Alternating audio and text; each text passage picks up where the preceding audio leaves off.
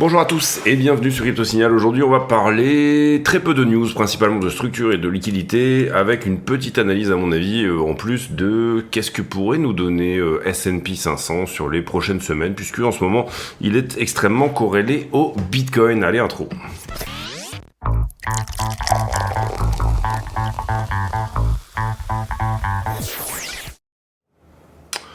Alors, Bitcoin sur la structure 4 heures. Pour le moment, ça ne passe pas, ou en tout cas pas encore, sur cette idée de structure de retournement / épaule tête épaule inversée. Vous voyez qu'on tergiverse un petit peu sur la zone de rejet, qui est celle-ci. Pour s'en affranchir, il va falloir arriver à la passer, la retester et la tenir comme un support. Pour le moment, ça n'est pas le coup. Ça n'est pas ce qui se met en place. On perd un petit peu le momentum, là, vous voyez, et d'une certaine manière, c'est plutôt une mauvaise nouvelle, au sens où on aurait préféré que ça casse, bien sûr, sous forme de, par exemple, typiquement un triangle ascendant, ce genre de choses. C'est pas une très bonne nouvelle, au sens où j'ai autant de choses, en tout cas en termes de points pivots, qui peuvent m'annoncer 92, 93, que de choses qui peuvent m'annoncer 76, puisque vous le voyez ici, on avait plus ou moins quand même une trend qui était assez marquée comme ceci, là, avec 3 touches, 1, 2, 3, ici, qui a été perdue, et désormais, étant donné qu'on perd celle-ci, avec la technique des points pivots, on peut se dire qu'on va finir par coucher cette accumulation-là et revenir à 76. Donc on a autant de choses qui peuvent nous dire qu'on est en train de coucher cette distribution-là, pour revenir à 93, que de choses qui peuvent nous dire l'inverse, c'est-à-dire que à ce stade, en tout cas en termes de technique de points pivot, accumulation, distribution, et comment on est en train de les coucher, dans les deux sens, on va dire que ça se vaut. Qu'est-ce qui peut éventuellement annihiler l'une ou l'autre? Bon, c'est une cassure franche dès aujourd'hui de finalement la boîte de liquidité, ou ce qu'il en reste, qui se trouve entre 85 et 86 dorénavant, la suivante étant plutôt très légèrement au-dessus de 90, ok. Sinon, si c'est un rejet, ça ressemblera très typiquement à un fractal de ce que vous avez eu là.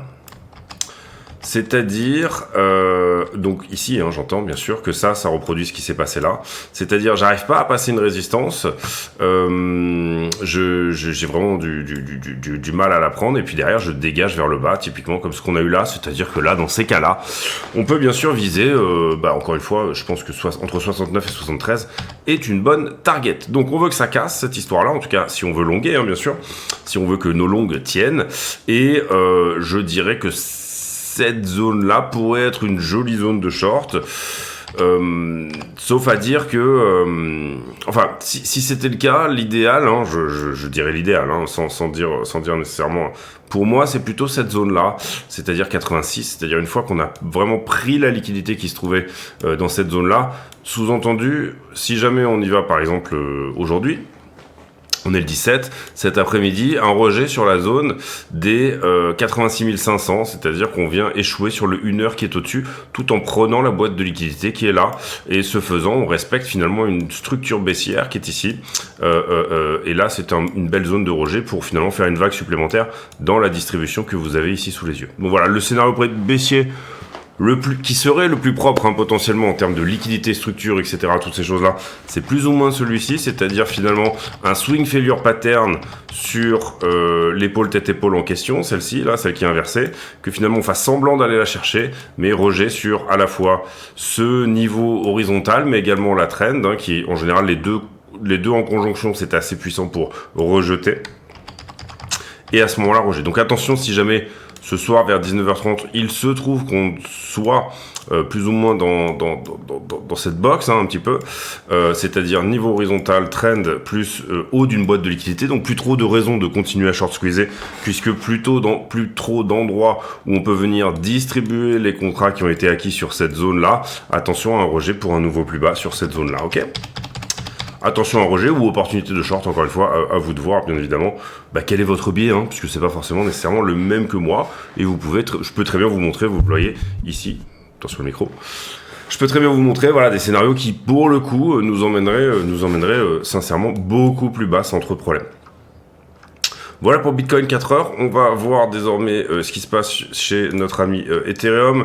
Ethereum contre Bitcoin, pas grand chose. On est toujours dans cette espèce de petite box entre ce 1 heure et celui-ci. Je pense qu'on a perdu les 1 heure, mais que globalement on peut les transférer en 4 heures pour y voir autre chose. Voilà, celui-ci par exemple. qui était là, qu'on avait dû oublier de diminuer, de ramener un petit peu vers le bas. Voilà, c'est chose faite. On oublie tout ça. Enfin, en fait, disons que en soi,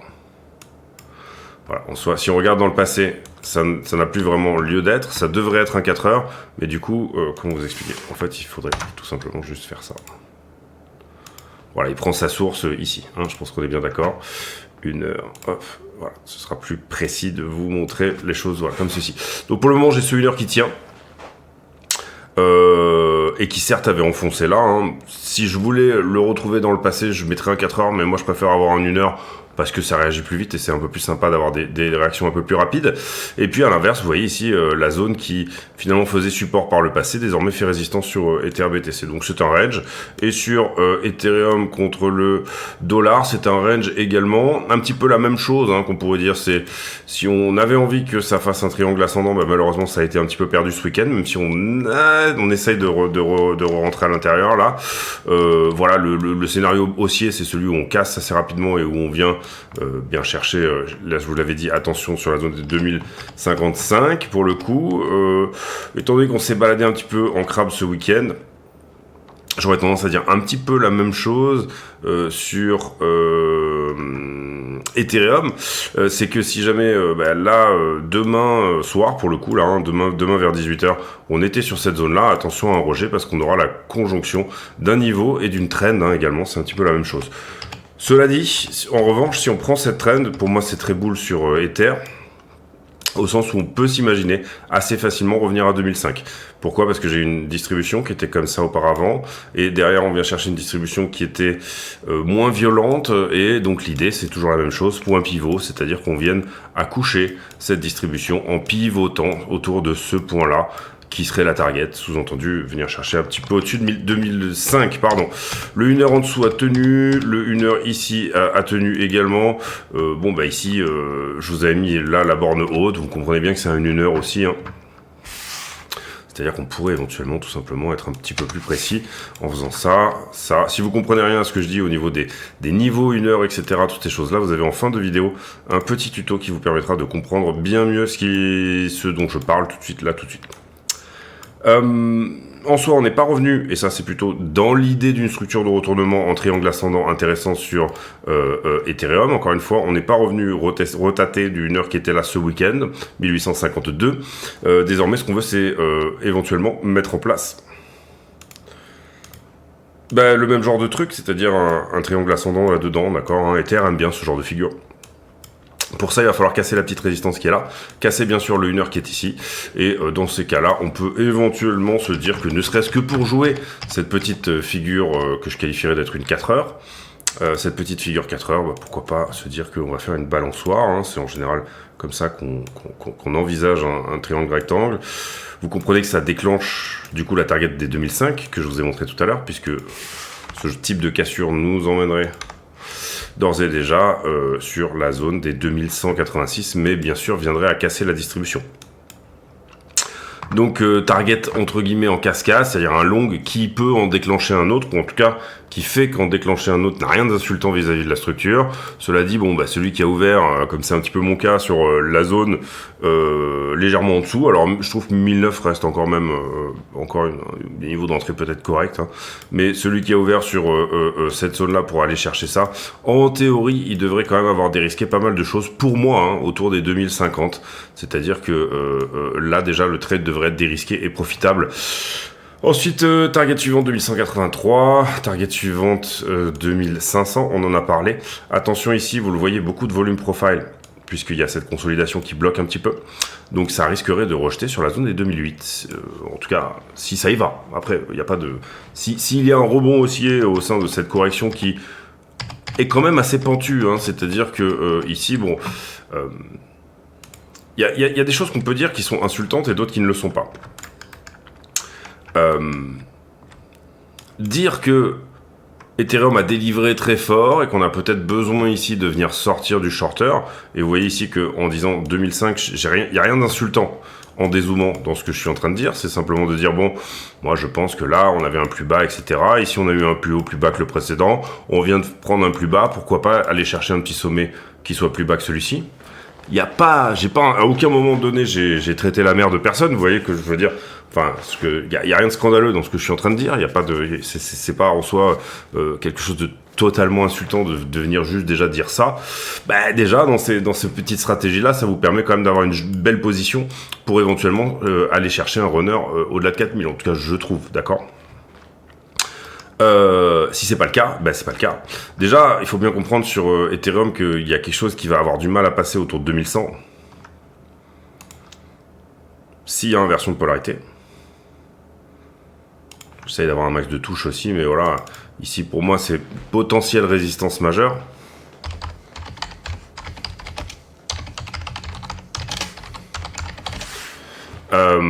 Parce que c'était un gros support avant et que là, au moment où on va y retourner, alors j'aurais dû faire ça. Parce que là, je vais galérer sinon à nettoyer ma charte. Donc du coup, voilà, si on y retourne, il y a vraiment ce risque et vous voyez d'ailleurs que à un moment donné, par une fois, elle a déjà repoussé. J'entends ici. Et globalement, cette zone-là, on peut la voir. Alors c'est moins puissant sur Bitcoin, mais pour moi, c'est les 96 sur Bitcoin. Le risque ici, c'est quoi? Vous voyez que je vous montre bien le volume profile ici. Le risque, c'est qu'on se retrouve un peu bloqué pendant un certain temps, ou en tout cas à minima, pour venir filer toute cette zone où il y a très peu de volume. D'accord ? C'est-à-dire que on rejette sur 2100 un bon petit paquet de fois et qu'on se balade en crabe pour vraiment fournir une structure de retournement plus importante. Sous-entendu, vous voyez que ça collerait pas trop mal avec cette idée éventuellement d'aller chercher 2100 autour dans le courant du mois là, d'ici la fin du mois de mars, peut-être début avril, aller chercher un peu ces zones-là et en même temps rejeter et s'occuper de tout ce manque de volume profile qu'on a eu dans cette zone-là. Pourquoi on a un manque de volume profile dans cette zone-là? Bon, parce que finalement, le seul moment où qu'on passe là-dedans, c'est là. Comparé à tout ce qu'on a fait là-dedans, qui est quand même gigantesque, vous voyez que le seul moment qu'on a passé à faire du volume là-dedans, c'est là, et puis ce qu'on vient de faire là en descente. Donc le prix pourrait avoir besoin de s'y garer pendant un petit moment. Maintenant, c'est pas une certitude et il faut bien comprendre aussi que à partir du moment où on réintègre cette zone où il y a déjà quand même pas mal de business, pour le coup, ça peut passer très fort parce qu'on a déjà traité plus ou moins en volume cette zone-là. Elle a déjà été traitée ici, elle a déjà été traitée ici, plus que traitée même, et elle a déjà été traitée ici. Donc, il se peut également que la réaction, si on va à l'attaque de ce type de zone-là, soit plutôt en fait extrêmement de repasser au travers extrêmement vite. Typiquement, c'est ce qu'on avait fait à la baisse là-dedans, qui est aussi bien possible à la hausse, à l'inverse là-dedans. D'accord ? Vous l'aurez compris ici. Donc, important de reprendre le point pivot qui est là, qu'on va mettre dans une couleur un peu spé, comme ça on comprend que c'est ni un uneur ni quoi que ce soit. Voilà, on va appeler ça un POC plus ou moins, parce que c'est un endroit où il y a du volume et qui du coup si jamais on repasse 2170, qui est plus ou moins la target, je vous l'avais dit, d'un retournement, effectivement ça déclenche 2516, mais pour ça il va falloir bien passer au travers. Donc attention à ça sur Ethereum, et sur Ethereum également possibilité qui existe de manière assez forte. Alors là, autant pour moi d'ailleurs, j'ai cru qu'on était venu le retester, mais pas du tout en fait. On va le mettre dans une autre couleur ça aussi, parce que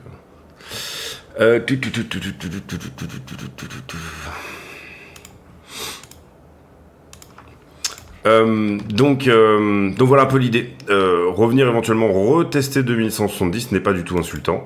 Revenir retester le haut de la distrib, donc plutôt 2005, si on y va rapidos, n'est pas insultant non plus. Revenir retester 2005 pour moi veut dire qu'on réintègre assez fortement 2170, ce qui veut dire qu'ensuite ça pourra redevenir un support à nouveau. Donc voilà, grosse question ici, est-ce qu'on rejette si on y va à 2170, c'est-à-dire est-ce que toute cette zone de volume, sous-entendu tous ceux qui finalement avaient payé ce support-là, y compris même dernièrement, parce que c'était un gros support, hein, donc il y avait matière ici à se dire, bon bah ok, je rentre sur ce très beau support. Tous ceux qui avaient payé ce support-là, est-ce qu'ils se sont pas fait peur sur la descente quand on est allé à 1007, et est-ce qu'ils sont pas justement en train d'attendre un retest pour absolument dégager à break-even? Ça c'est la première chose. Et puis deuxième chose également, bien sûr, vous allez avoir bien sûr une force vendeuse, hein, puisque je suis pas le seul à dire qu'il peut y avoir inversion de polarité sur cette zone-là, hein. C'est un petit peu les prophéties autoréalisatrices, mais inversion de polarité sur cette zone-là égale quelque chose quand même d'assez prévisible, au sens où c'est un support entre guillemets séculaire. Sur le total 3, déjà 15 minutes sur l'analyse technique, on va essayer d'avancer un petit peu plus vite. Sur le total 3, eh bien, rien de bien spécial. On est toujours dans cette tendance structure haussière. L'accélération du momentum est pas ouf. En tout cas, ce week-end, on a perdu ce momentum-là. Derrière, si je regarde sur une TF 1 heure directement, hop, pardon, une petite couille. Souvent sur les pourcentages et les dominances, hein, ça a tendance à réagir un peu bizarrement. Hop, pardon. Voilà, petit support au 21%, en tout cas du week-end, hein, c'est plus ou moins du vendredi, pardon, et oui, et il a tenu ce week-end. Ici, vous voyez que finalement, samedi 23h jusqu'à dimanche 19h, ça a été baissier, hein, assez souvent. Je vous dis, les beaux points d'achat, ils sont assez souvent le dimanche dans la nuit. Là, ça a été le cas. Ça veut pas dire que c'est le cas à chaque fois, mais voilà. On aimerait bien que ça passe à ce niveau-là, je trouve, en tout cas, hein, pour les alts. Il y a une belle zone pivot là, que je vous avais déjà montré.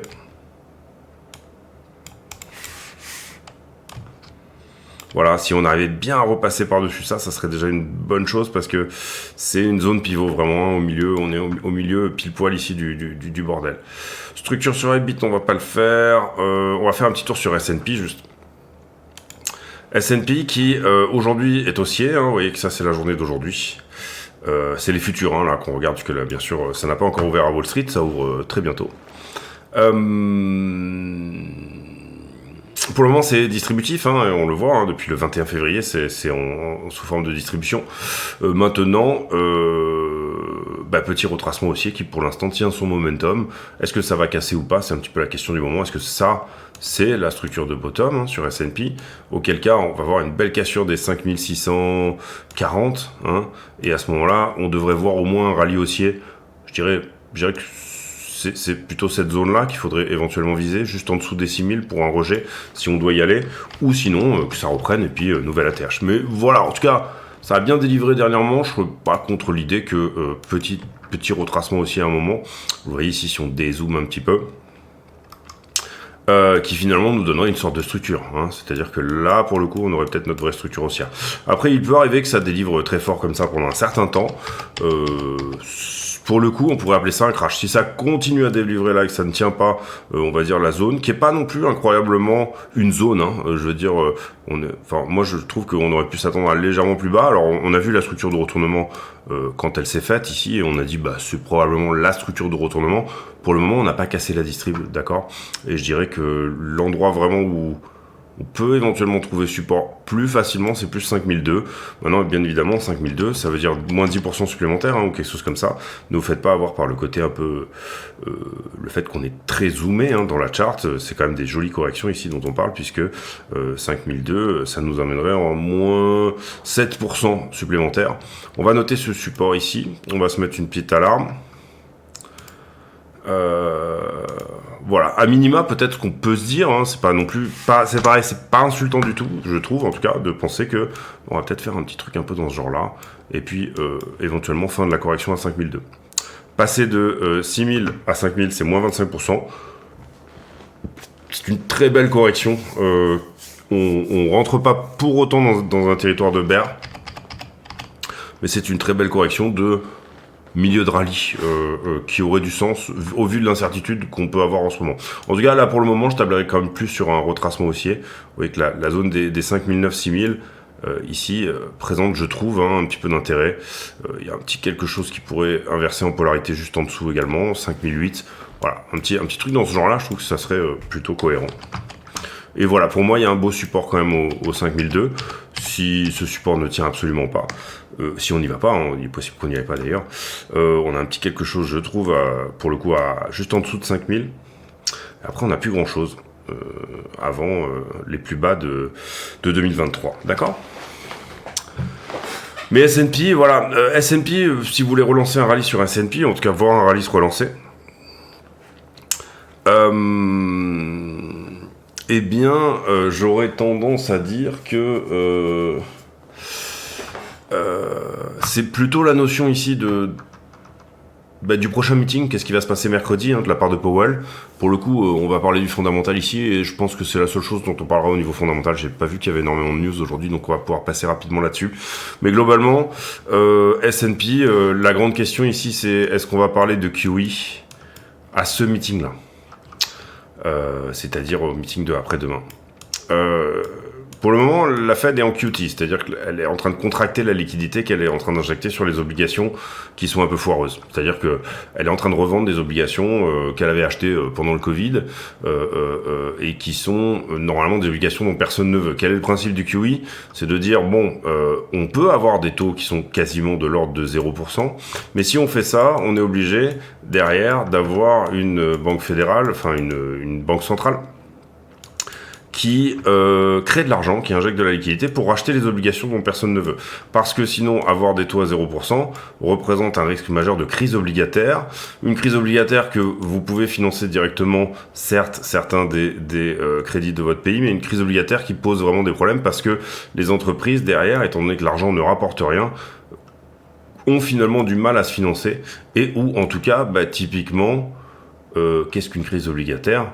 La crise des subprimes, en tout cas on peut le voir comme ça, c'est-à-dire à l'époque c'était des dettes qui étaient bien notées et qui dans un contexte de hausse de taux pour le coup ont été moins bien notées. Là c'est un petit peu l'inverse, c'est-à-dire c'est vraiment les dettes dont personne ne veut parce que l'argent ne rapporte rien qui finalement est racheté par la cause du fait que personne ne veuille ce type de dette, c'est-à-dire l'État tout simplement. Donc en ce moment on est en période de QT, quantitative tightening. Un retour au QE est imminent. La question c'est quand. Et sur S&P, ne serait-ce qu'un Powell qui dit on va arrêter le QT et on va petit à petit réfléchir à repasser en QE. Peut-être la narration qui fait qu'on relance un rallye sur S&P et donc potentiellement, vous l'aurez compris bien sûr, sur les altcoins et Bitcoin, d'accord, sur tout ce qui est le plus risqué. Le fait d'avoir du pognon qui revient de la machine à billets aide tout simplement ces actifs à performer.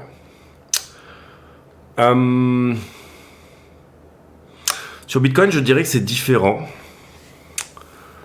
Ou en tout cas très légèrement différent. Je pense qu'il ne faut pas faire l'erreur sur Bitcoin. Alors c'est de penser que l'inflation... que c'est les taux qui font le prix sur Bitcoin. Comment expliquer ça ? Qu'il va falloir des taux bas pour que le prix de Bitcoin augmente. Je pense que le marché n'est pas dupe ici et que sur Bitcoin, il y a quand même une partie de son fondamental qui joue.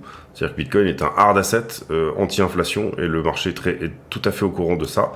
Et en l'occurrence, c'est plus, pour moi, sur Bitcoin, quand on a des taux bas, le marché sait qu'il va y avoir une inflation qui va skyrocket à terme, après coup, ou en tout cas que ça va imprimer fort. Et il y a aussi ce deuxième effet qui se coule en plus, qui fait que le marché est en train de pricer qu'à un moment donné, un peu plus tard, finalement, le dollar va se déprécier. Et que donc, du coup, le Bitcoin va s'apprécier par tout simplement... par l'augmentation de son dénominateur, on l'a déjà expliqué sur quelques vidéos hier. Mais en tout cas, je crois vraiment sur le fondamental sur BTC, il y a aussi ce genre de choses qui se met en place. En tout cas, dans cette idée de détenir du Bitcoin à long terme, pas de le trader, mais de détenir du Bitcoin à long terme, je suis persuadé qu'il y a quand même un petit peu de son fondamental qui rentre en compte ici. Voilà on a fait la news déjà, on va tout de suite passer directement sur la liquidité. Liquidité qui liquide 200 millions et à peu près la même chose en long et en short hier, c'est normal, le prix s'est plutôt baladé en crabe. Bitcoin plus Ethereum égale la moitié des liquidations, ça paraît relativement normal ici. 200 millions, ça reste une petite journée, c'est pas, surtout en ce moment, c'est pas excessif. Trading Light, on va passer. Les marchés en levier ici, on a pris le niveau de longue qu'il fallait venir chercher. Globalement, quand est-ce qu'on a vidéo? On a fait par ici. Globalement, ici, je dirais que ça va plutôt ensemble. Ici, on avait un peu de long, mais il a été sorti. Ici, on avait du short, mais il a été sorti également. Ici, ça va ensemble. Ici, ça va ensemble. Ici, ça va à peu près ensemble. C'est un petit peu exagéré, hein, la manière dont le fonding est remonté, mais voilà, on va considérer que ça va à peu près ensemble. Ici, en revanche, j'augmente en prix, je baisse en prix, mais j'augmente en funding, donc ça veut dire que j'ai un peu de monde ici. D'accord, et ensuite, c'est l'inverse, c'est-à-dire que j'ai un petit peu de monde ici. Pardon, qu'est-ce que j'ai fait?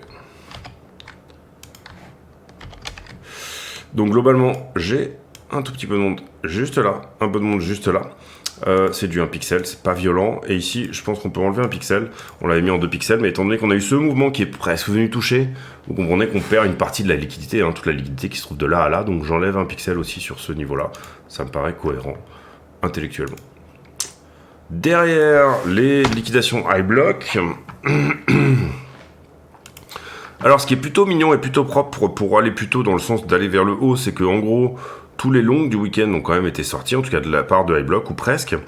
Il reste un petit truc à 82, mais en tout cas, iBlock ne voit que très peu de choses. Globalement, c'est plus ou moins ce que j'avais mis, non, sur la charte aussi. Ouais, avant-dernier creux. Ouais, c'est même plutôt ici, moi, je voyais quelque chose. Et c'est vrai que ça a bien nettoyé, hein, du coup, pour là-dessus. Par contre, vous voyez qu'en long, en short, pardon, ça s'est pas non plus bousculé plus que ça au portillon. Maintenant, à force d'aller taper au carreau un peu des 84-85 000, bah, petit à petit, on a créé cette box encore plus impressionnante sur la 7 jours, jusqu'à 86 000 et de plus en plus jaune. Le problème étant que, à l'inverse, on a rejoué aussi un petit peu avec les 79, ce qui nous a créé aussi cette espèce de box à 79-78. Donc en termes de liquidité, malheureusement, on a du mal à répondre à la question que je posais en début de vidéo, qui était est-ce qu'on sera avant à 92 ou est-ce qu'on sera plutôt avant à 76, d'accord? Et en l'occurrence ici sur 3 jours, c'est très mitigé. C'est-à-dire, je peux aussi bien aller taper 81 que aller taper 87,5.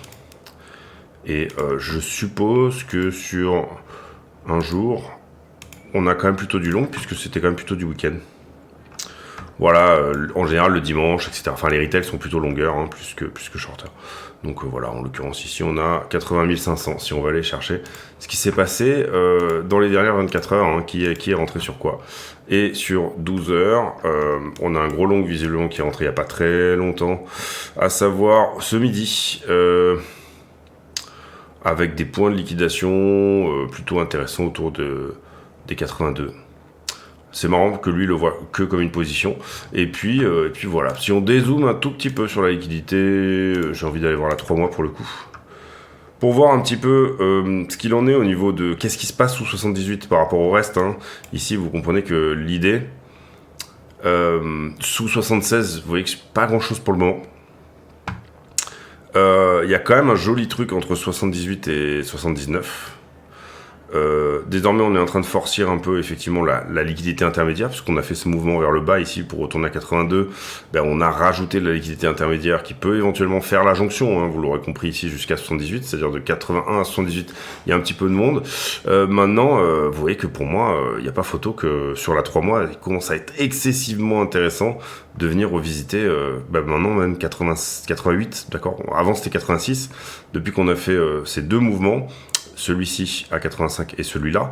Donc vous comprenez ici que ça correspond à la vidéo de vendredi où je vous disais il y a une box de 84 à 86 mais qui va peut-être grossir. Bah, désormais cette box elle a effectivement grossi jusqu'à 88, en tout cas sur la 3 mois.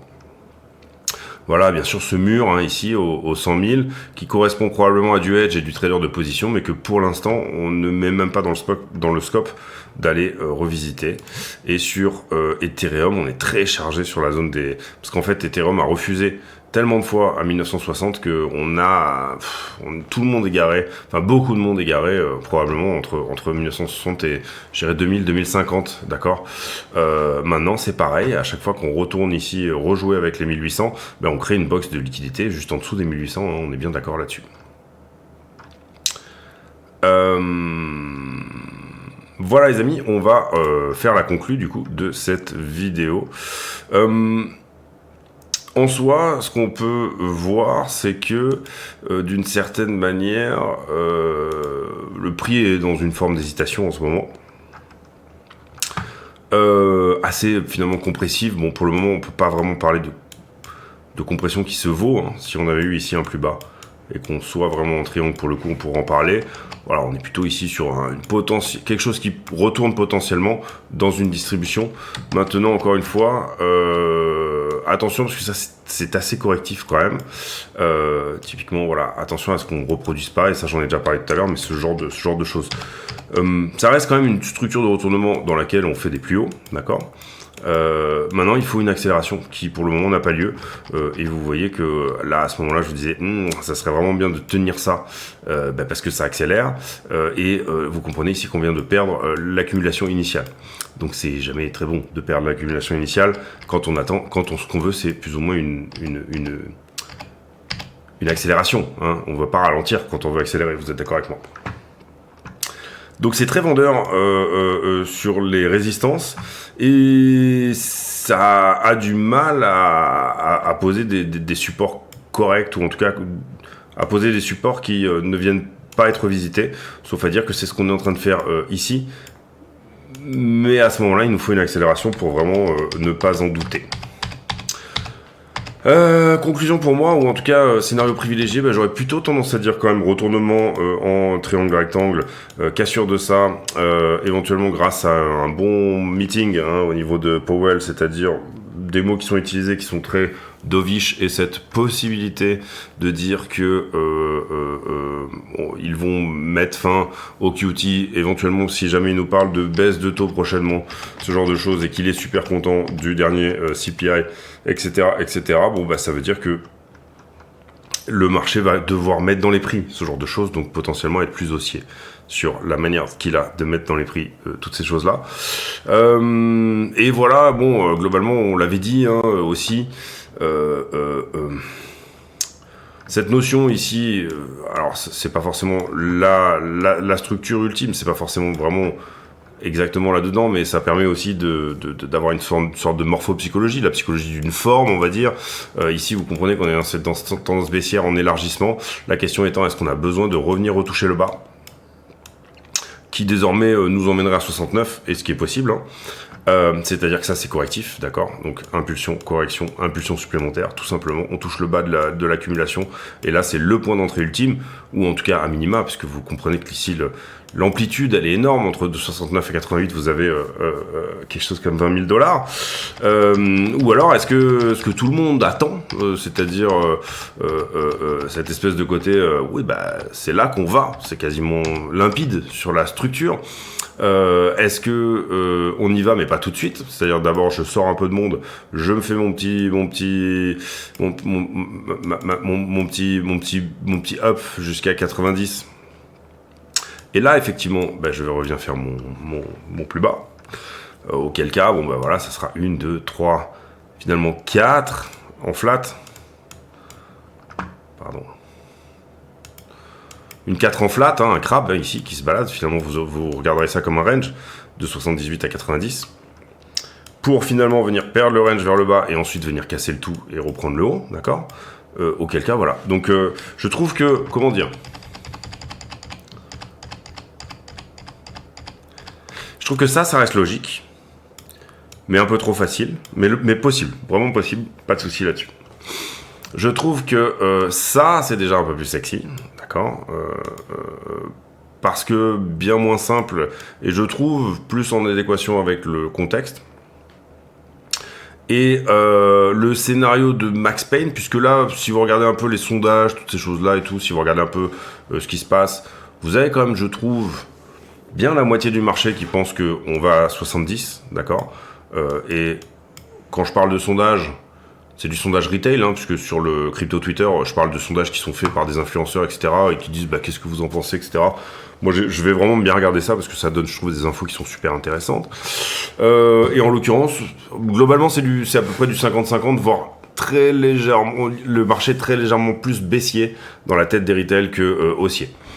Donc pour le coup, est-ce que le bon move, c'est tout simplement de pas se dire qu'on ira à 70, mais de se dire qu'on va casser tout de suite à partir de là et que finalement, quelque part, 76 était le point bas.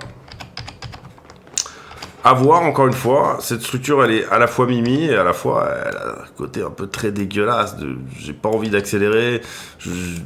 Je nettoie mes shorts en plus, hein, et c'est ça qui est moche sur cette structure. Hop. C'est ça qui est moche sur cette structure, parce que là j'avais une petite poche quand même de short, et vous comprenez qu'elle perd un petit peu de sa puissance, juste ne serait-ce qu'avec cette différence là ici, on passe de 83 300 à 85, c'est ça 84 200, pardon. De 84 200 à 85, ces 800 $ là, ils vous ont sorti tous les x100 qui étaient quand même là-dedans, ok. Donc les leviers x100 qui étaient là-dedans, on les a plus, puisqu'ils ont été liquidés ici. Je parle pour ceux qui vont pas venir défendre leur position, hein, parce que là-dedans, il y a du monde qui a défendu sa position. Et ici, à l'inverse, vous comprenez que tous ceux qui étaient pareil là-dedans, on ne les sort plus. On préfère voir ce genre de triangle, si on parle d'un triangle rectangle, hein, on préfère voir qu'il soit vraiment optimisé, c'est-à-dire que ça soit légèrement en descente comme ça, plus qu'il y ait une déviation à un moment donné qui vienne sortir tout ce qui s'est passé là-dedans. Ici, vous comprenez qu'on perd la moitié de la force de la figure, s'il y a la déviation. Ok ? Donc voilà, ça c'est un peu mocheton, c'est pas super joli cette idée que en fait cette structure elle est légèrement montée, ok. Et une structure légèrement montée, petit à petit si je la mets en montée comme ça, ça devient quoi? Ça devient un biseau ascendant en fait, et donc c'est une figure très corrective, ok. Alors que un vrai triangle ascendant, c'est vraiment quelque chose pour le coup où on vient pas chercher cette liquidité là, et d'un coup boum ça explose, ok. Donc voilà, j'aime pas trop ça. J'aime pas trop beaucoup ça, comme dirait Jamel. Et puis, donc ça c'est une première chose. Deuxième chose, perte de l'accumulation, hein, c'est jamais très joli. Je vais pas ici faire l'affront de dire ah mais non mais en fait c'est peut-être qu'on est comme ça, ou peut-être que tout simplement si je le mettais comme ça, je pourrais faire une droite. Non, à un moment donné, vous faites enfin moi en tout cas c'est mon avis.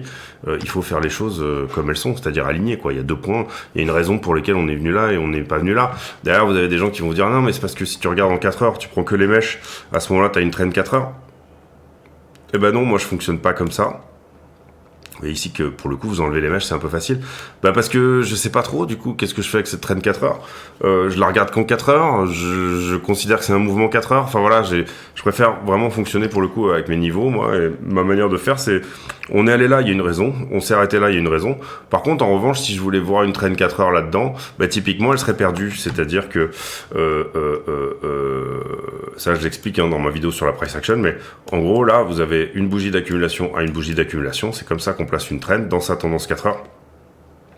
Pour le coup, une fois qu'elle est posée au départ, on accepte des mèches dessous, d'accord? Donc là, sous-entendu, ici elle aurait tenu. Et en l'occurrence, quand est-ce qu'on la perd? On la perd ici. Alors, à partir du moment où on fait un hard closing sous cette trend là, cette trend là n'est plus, ou en tout cas elle devient une daily, etc., etc., etc. Mais pour moi, le début d'un mouvement, donc la pente initiale, je garde toujours la mèche, je garde toujours ces choses-là. Voilà. Après, maintenant, moi, les trends dans l'RTF, j'utilise beaucoup moins que les niveaux, hein, d'accord. Voilà les amis, j'espère que cette vidéo vous a plu. Si c'est le cas, n'hésitez pas à le dire. On se retrouve demain pour une nouvelle. À ce stade, voilà, ce qu'il faut je trouve, hein, en tout cas, hein, ce qu'il faut qu'on voit, c'est une cassure franche de toutes ces résistances sur des 84, 500 et toutes ces zones-là, et sur Ether 1960, qui refusent pour le moment, faute de quoi, si c'est pas vraiment ce qu'on va voir, c'est typiquement ça, d'accord? C'est-à-dire, bam, bam, bam, bam, je fais un range et finalement, je dégage complètement en dessous, d'accord? Et là, je dégage complètement en dessous, et là, pour le coup, c'est 69, 70.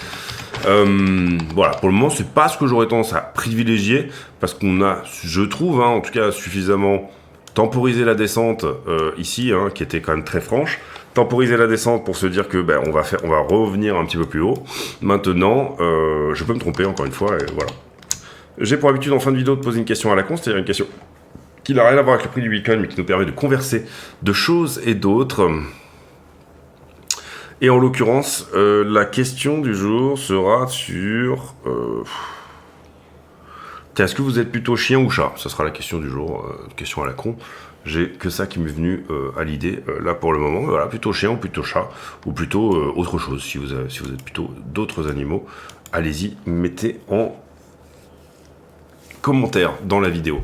J'ai oublié de le dire, mais bien évidemment, mettez un like, abonnez-vous, faites toutes les choses qui sont de circonstance pour faire que la chaîne se sente bien là où elle est et qu'elle produise un maximum de contenu. On se retrouve demain, portez-vous bien, ciao ciao.